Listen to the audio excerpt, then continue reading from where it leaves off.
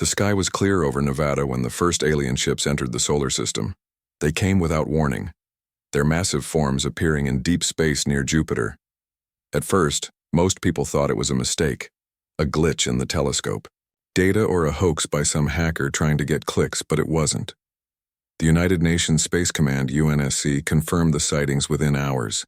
3 enormous ships, each longer than a small city, were moving slowly toward Earth. They were not human. Their shapes were strange, like dark clouds frozen in motion, with no visible engines or lights. The world watched and waited. President Marquez held an emergency press conference from the White House. Her voice was calm, but her eyes betrayed worry. "We have detected unidentified vessels entering our solar system," she said. "We do not know their intentions. All military forces are on high alert." Across the globe, governments reacted in different ways. Some called for peace talks. Others began preparing for war. In Washington, D.C., Daniel Reyes sat in a dark room, filled with glowing screens. He was a senior analyst for the Office of Planetary Defense, a quiet man in his late 30s with sharp eyes and a tired smile. He had spent years studying possible alien contact scenarios. Now one was happening. "They're broadcasting something," said Mira Lang, his colleague. She was younger, early 30s, with short black hair, and a voice that always seemed excited even during crises. Daniel leaned closer to the screen. "Can we translate it?" "Not yet," she said. "It's not language as we know it. More like pulses, patterns. It could be a greeting or a threat." Outside, the world was changing. News outlets ran headlines all day. "Aliens in our sky on first contact or doomsday. We are not alone." People gathered in cities staring at the sky. Children asked questions their parents couldn't answer. Scientists debated theories on live television. Soldiers stood ready in bases across the planet. And still, the alien ships moved forward. 3 days later, the Virex made contact, not through words, not through images. They sent a message, a single word, repeated again and again across every radio frequency, satellite channel, and deep space antenna. "Observe." No other messages followed, no demands, no introductions, just the word, "observe," broadcast in perfect silence. Daniel stared at the text on the screen for a long time. "What does it mean?" Mira asked. "I don't know," he said. "Maybe they're watching us, maybe they think we're not worth talking to." Mira frowned. "So we just sit here and wait?" He nodded slowly. "Looks like it." The Virex didn't land. They didn't send shuttles or probes to Earth. Instead, they hovered above Mars and started building something. Massive structures rose in orbit around the red planet. They looked like towers made of shadow, floating silently in the cold void. Humanity tried to respond. Every nation sent signals. Every scientist tried to decode the Virex language. Every diplomat begged for a meeting. But the aliens ignored them. Even when a team of astronauts flew close to one of the Virex ships in a UN shuttle, there was no response, no lights, no movement, just silence. Captain Elena Brooks, a former fighter, pilot now working with the UNSC, described it best after returning from the mission. "They treated us like ghosts," she told reporters, "like we weren't even there." That phrase spread quickly online. They treated us like ghosts. It became a symbol of humanity's helplessness. Weeks passed. The Virex continued their work near Mars. They deployed drones across the asteroid belt, harvesting metals and fuel. They built more towers. And still, they did not speak. Back on Earth, fear turned into anger. Some nations demanded action. Others wanted to keep waiting. Politicians argued. Protesters marched. Conspiracy theories flooded the internet. And in a secret base beneath the Rocky Mountains, Daniel Reyes and Mira Lang worked late into the night. "We need to understand them," Mira said, flipping through data. "There has to be a reason they're ignoring us." Daniel rubbed his eyes. "Maybe they don't see us as equals. Maybe they think we're too primitive to talk to. But we're not," she said. "We've got satellites, spaceships, weapons. We're not helpless." No, Daniel agreed.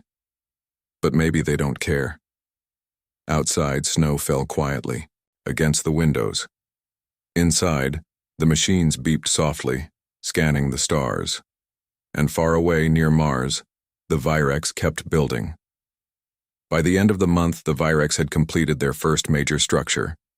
It was a ring, floating in orbit around Mars. It pulsed with light, though no one knew what it was for. Some scientists believed it was a weapon. Others thought it was a communication device. The US government launched a spy satellite to get a closer look. It was destroyed within hours, no explosion, no debris, just gone. No one saw how it happened. Rumors spread faster than facts. Then, a new event shocked the world. A mining colony on Europa, one of Jupiter's moons, was wiped out. Hundreds of workers lived there, mining ice for water, testing equipment for future missions.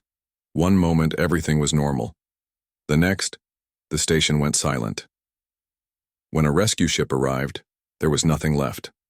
Just twisted metal and broken glass. No bodies. No survivors. The Virex hadn't said a word, no apology, no explanation, just silence. Back in Washington, President Marquez addressed the world. Her voice was steady, but her face was pale. "This act cannot go unanswered," she said. "We will not accept this kind of violence without consequence." But what could they do? The Virex were untouchable. Their ships were immune to human weapons. Their technology was beyond anything Earth had ever seen. And worst of all, they still refused to talk. In the days that followed, protests broke out across the world. People demanded justice. Some called for war. Others feared retaliation. Daniel. Reyes sat in his office watching the news. He felt powerless. Mira walked in with a tablet in her hand. "There's something you should see," she said. She tapped the screen. A video played. It showed a secret facility in Colorado, hidden deep underground. Engineers and scientists worked around the clock. Machines hummed. Lights blinked. "This is Project Aegis," she said. "I just got clearance to view it." Daniel raised an eyebrow. "I've heard rumors about that place." "It's real," she said. "And they're building something big." Daniel leaned forward. "What kind of something?" "A weapon," she whispered. "A real one." He looked at the footage again. Men and women in white coats worked with glowing blue energy. Massive cannons were being assembled. Strange symbols covered the walls. "You think this can stop them?" he asked. "I don't know," Mira said. "But if we don't try, we'll always be ghosts to them." Daniel stared at the screen. Maybe this was the only way. Maybe humanity needed to fight back, not with words, not with diplomacy, but with power. And if the Virex wouldn't listen to reason, then they would make them listen. In a quiet corner of Colorado, deep beneath layers of rock and steel, Project Aegis hummed to life. The facility was hidden from the world. Only a handful of people knew it existed. Officially, it didn't exist at all. But inside its cold, white halls, the future of human warfare was being built. At the heart of the operation were two people, Captain Elena Brooks and Dr. Jordan Patel. Elena had flown fighter jets once. She had chased enemy planes through stormy skies and landed on shaking decks in the middle of the ocean. Now she walked through underground labs filled with glowing machines and whispered plans. Jordan was different. He had never worn a uniform. He had grown up in Chicago, the son of immigrants always tinkering with electronics and building robots out of old parts. By the time he was 30, he had helped design some of the most advanced AI systems in the world. Then he disappeared. The IA government called it a transfer. The press said he defected. The truth was simpler. He was recruited for something bigger. Project Aegis. And now, as the Virex ignored humanity and built their silent towers near Mars, Elena and Jordan prepared to show the aliens what humans could really do. Inside the control room, screens lit up one by one.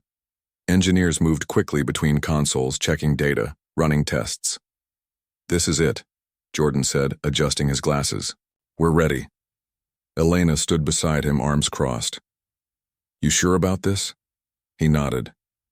As sure as I can be. On the main screen, a blueprint rotated slowly. It showed a massive weapon, longer than a football field, shaped like a spear covered in strange symbols and glowing lines of energy. It was called the Spearhead, a prototype fusion cannon capable of firing bursts of pure plasma across space. Unlike normal weapons, which fired metal or explosives, Spearhead would launch energy so hot it could melt through anything. Once we fire this, Elena said, there's no going back.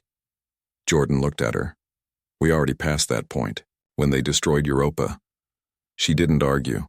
He was right. Outside, snow fell gently over the mountains. Inside, history was being made. Back in Washington, D.C., Daniel Reyes sat in a small office filled with maps and reports. Mira Lang leaned against the wall, watching him read. They're going to use it, she said. Daniel looked up. Use what? The weapon. Aegis. He frowned. They wouldn't. Not yet. They might have to, she said. The Virex are still ignoring us. If we don't show them we're not just ghosts, they'll keep doing whatever they want. Daniel sighed. This isn't how diplomacy works. No, Mira agreed. But maybe diplomacy doesn't work on them. He stared at the report in front of him. Another Virex drone had been spotted near Earth's orbit. It wasn't attacking.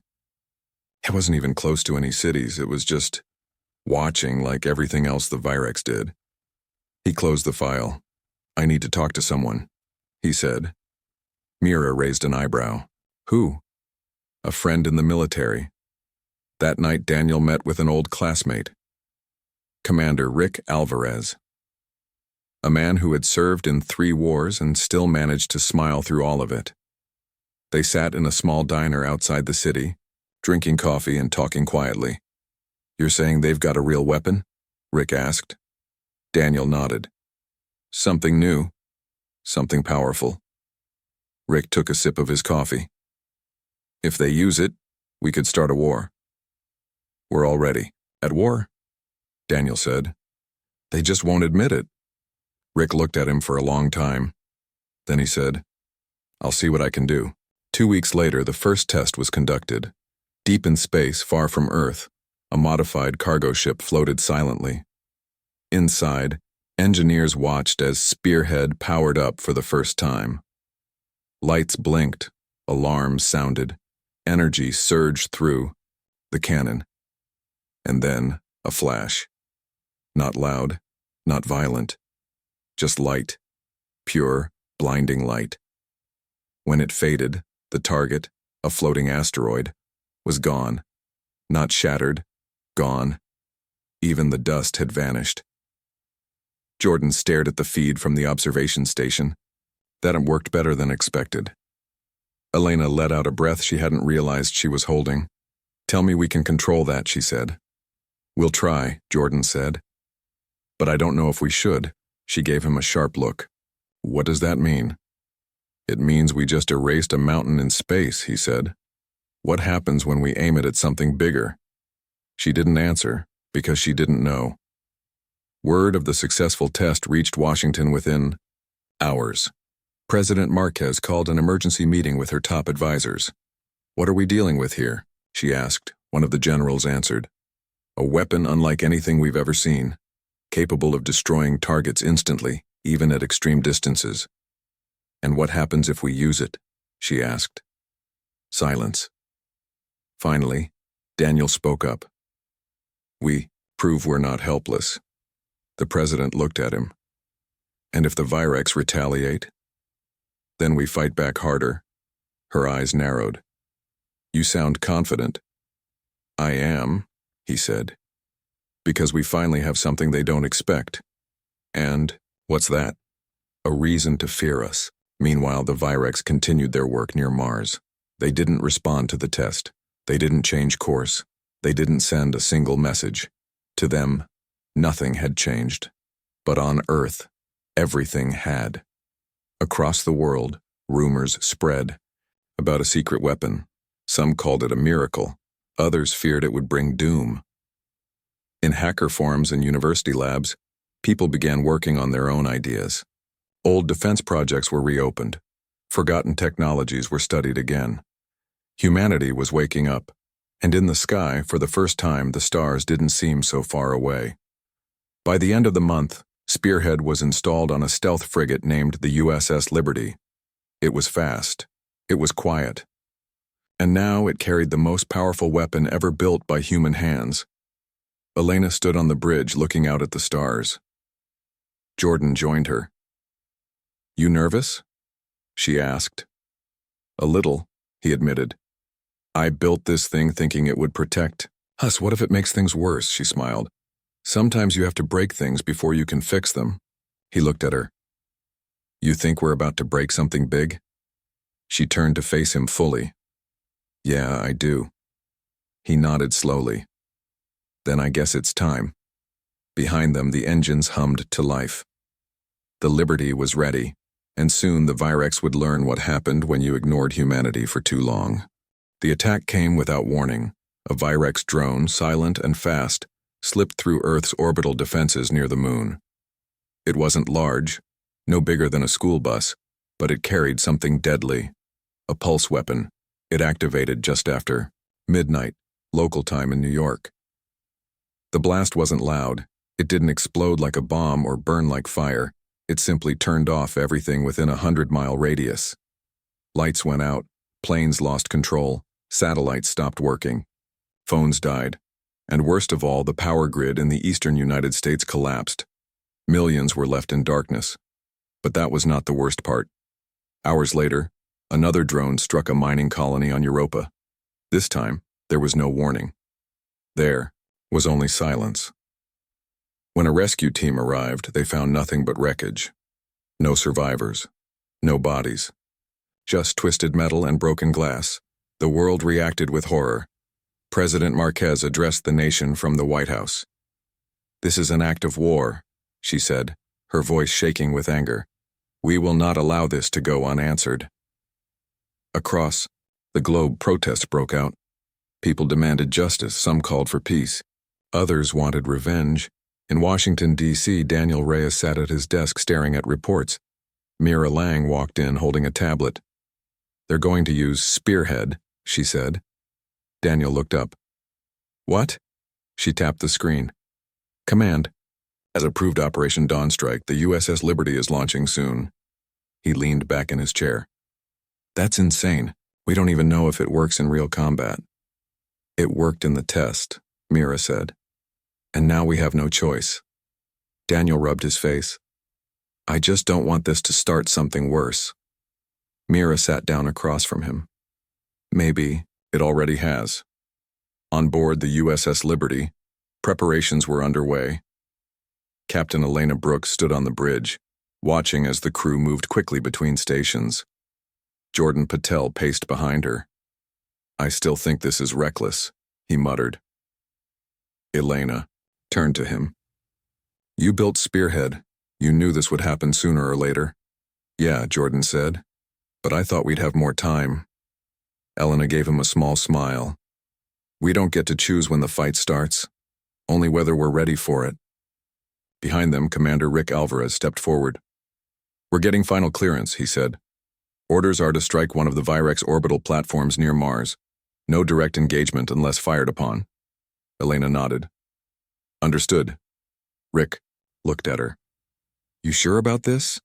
"No," she admitted, "but I'm doing it anyway." He grinned. "That's good enough for me." The Liberty launched at dawn. It rose silently into the sky, leaving Earth behind. Inside the ship, the crew worked in tense silence. Jordan stayed close to the weapons console, running last-minute checks on Spearhead. Elena stood near the EITI front, watching the stars grow brighter as they left Earth's orbit. "This is it," she whispered. Rick joined her. "First real mission against aliens." "Ever." She smiled. "Let's make it count." 3 days later, the Liberty reached its target. An enormous Virex structure floated above Mars. It looked like a web made of shadow, stretching across space. Hundreds of drones moved around it, building, repairing, scanning. Elena studied it on the main screen. That thing must be important, she said. Otherwise, why protect it with so many units? Rick nodded. We hit it hard, and maybe they'll finally pay attention. Jordan frowned. Or we could trigger a full-scale war. Elena looked at him. They already started it. She turned to the crew. Prepare spearhead. Target the central core of the structure. Alarms beeped softly as systems powered. Up energy surged through the cannon. Then, a voice crackled over the comms. This is UNSC command. Do not engage. Repeat. Do not engage. Stand down. Elena clenched her jaw. They don't want us to do this, Rick said. She looked at him. What do you want to do? He smirked. I signed up for a fight. She nodded. So did I. She pressed the button. Spearhead. Fired. The shot was silent. One moment, the Virex structure hung in space. The next, it was gone. Not destroyed. Gone. Like it had never existed. The surrounding drones froze mid-flight. Then, one by one, they fell lifeless into the void. Back on Earth, the shockwave of the event spread faster than the news. Satellites picked up the energy burst. Governments scrambled to understand what had happened. And the Virex? They responded. Instantly. Within minutes, their ships changed course. They turned toward Earth, toward humanity. At the White House, President Marquez sat in an emergency meeting with her top advisors. This changes everything, one general said. Marquez looked at Daniel Reyes. What happens now? She asked. Daniel took a deep breath. Now? Now they know we're not ghosts anymore.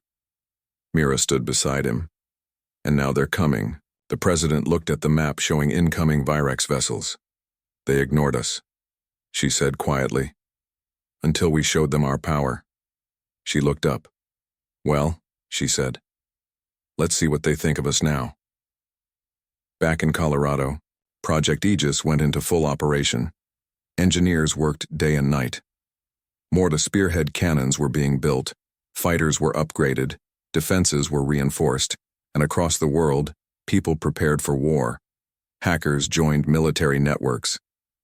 Engineers volunteered to work on defense tech. Retired pilots returned to service. For the first time in history, humanity was united, not by fear, but by purpose.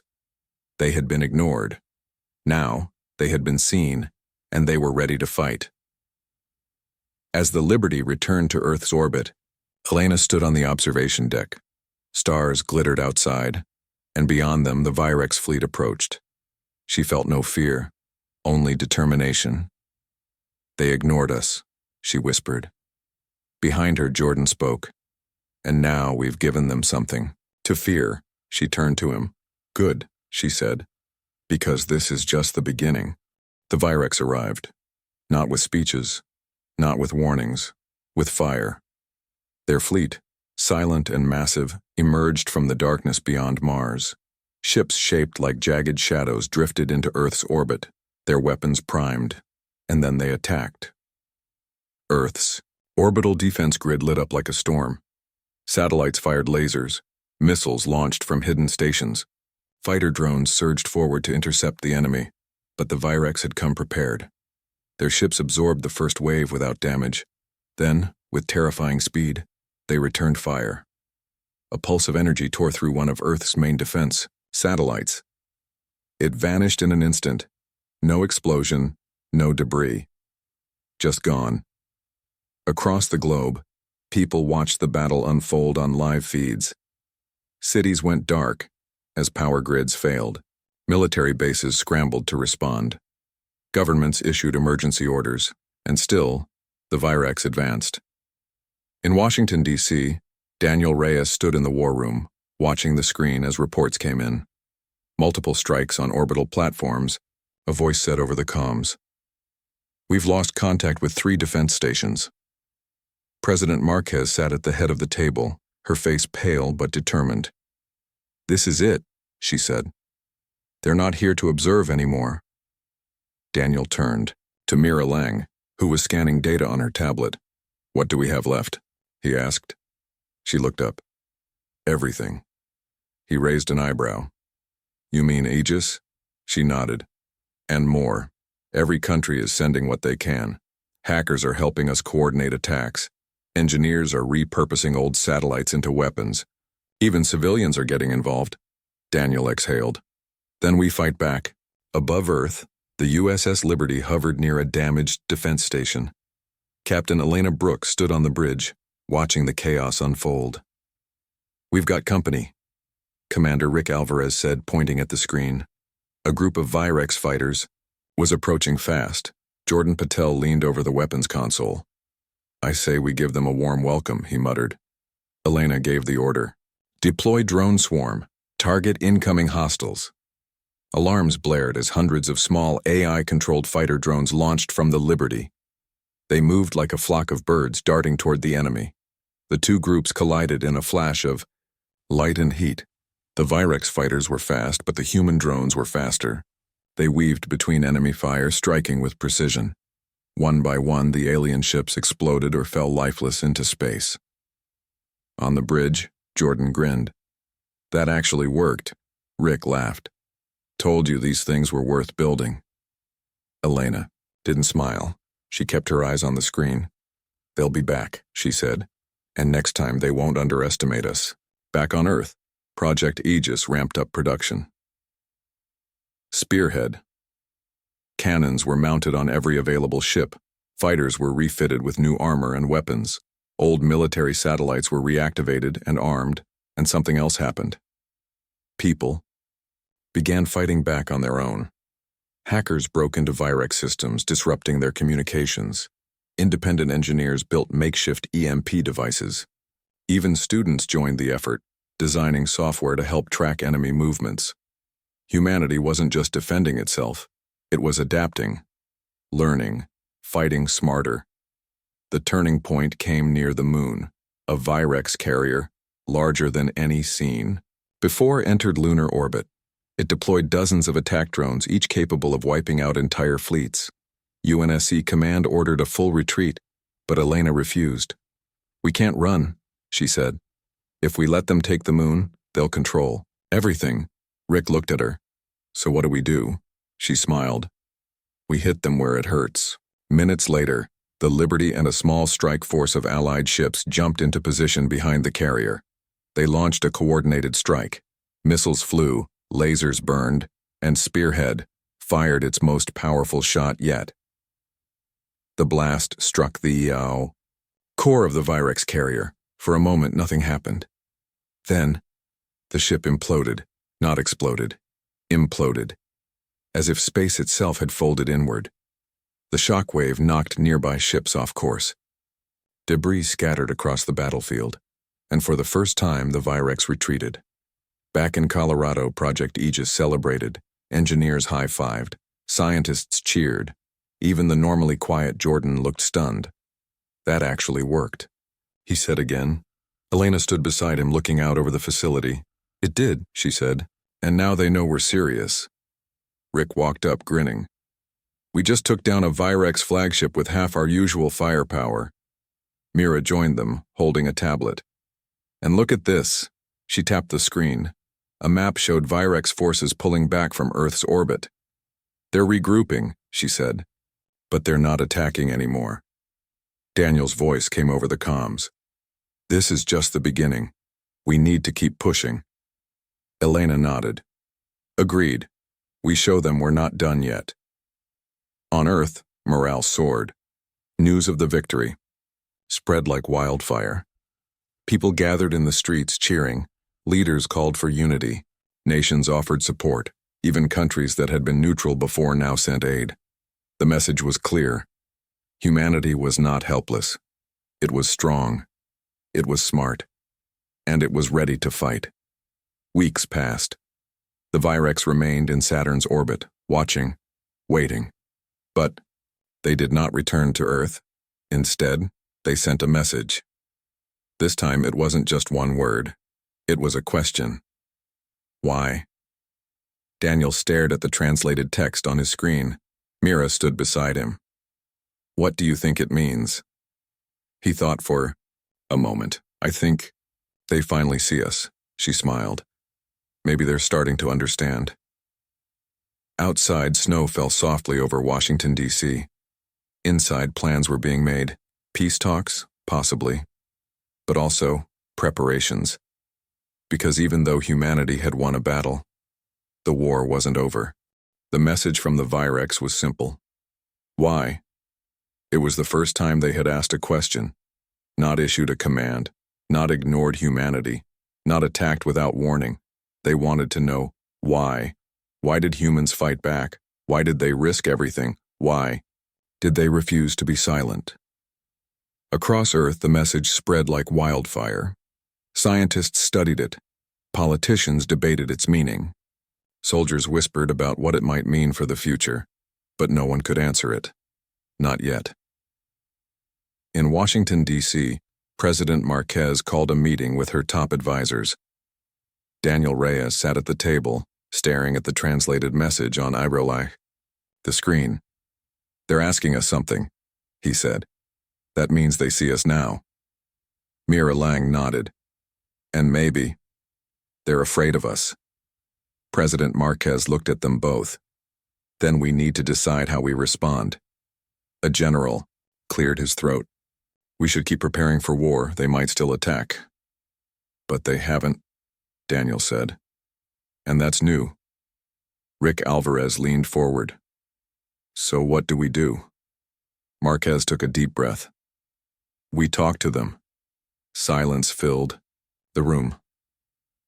Finally, she spoke again. "If they want answers, then we give them some, but not as victims, not as ghosts, as equals." Daniel stood up. "I'll go." Mira looked at him. "You sure?" He smiled. "Somebody has to show them who we are." 2 weeks later, a diplomatic mission was assembled. Daniel and Mira were chosen to represent Earth. Alongside them were scientists, linguists, and a small security team led by Captain Elena Brooks. They boarded a captured Virex shuttle near Mars, escorted by the USS Liberty. As they approached the massive alien fleet orbiting Saturn, the tension was high. "This is it," Rick said over comms. "You sure you don't want me coming with you?" Elena smirked. "You'd just scare them off," Rick laughed. "Probably true." The shuttle docked with a Virex command ship. The interior was dark, made of smooth, flowing metal that seemed alive. Lights pulsed along the walls like veins. They stepped inside. No guards met them. No weapons were raised. Just silence. And then, a voice. Not spoken. Felt. "You fought." Daniel stepped forward. "Yes." "Why?" This time Daniel was ready. "We fought because you ignored us," he said. "You treated us like nothing, like we didn't matter, but we do. You are weak." Mira stepped beside him. "Maybe once, but not anymore. You changed." Elena crossed her arms. "Because you gave us no choice." The lights around them flickered. "You are not like others." Daniel looked at Mira. "What does that mean?" She shook her head. "I think they're saying, we're different. You resist, you learn, you grow, you strike back." Elena smiled. "Yeah, we do." Inside the heart of the Virex ship, the leaders appeared. They were tall, covered in flowing armor that shifted colors. Their faces were hidden behind masks that glowed faintly. One of them stepped forward. "We watch. We study. We ignore. Until now." Daniel bowed slightly. "We understand. You thought we weren't worth your attention. You proved otherwise. You earned notice. You earned fear." Mira spoke. "So what happens now?" There was a long pause. Then, "You may speak. You may trade. You may travel. You may remain." Daniel blinked. "You're giving us recognition?" "Yes, but not trust. Not yet." Elena stepped forward. "That's fair. We don't trust you either." A moment passed. Then, "Good and dull. Trust must be earned. Like power.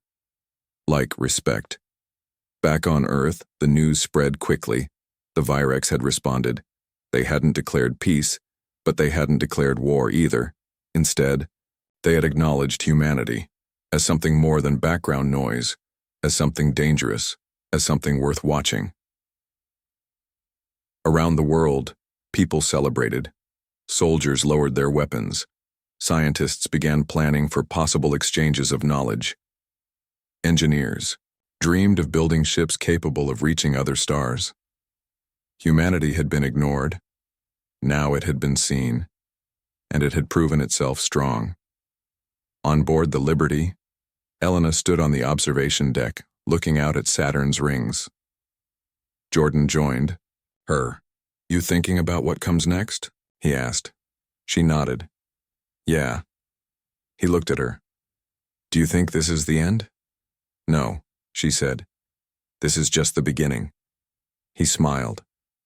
"Of what?" She turned to face him fully. "Of our place among the stars." Behind them, the engines hummed softly. The Liberty was ready for whatever came next, and so was humanity.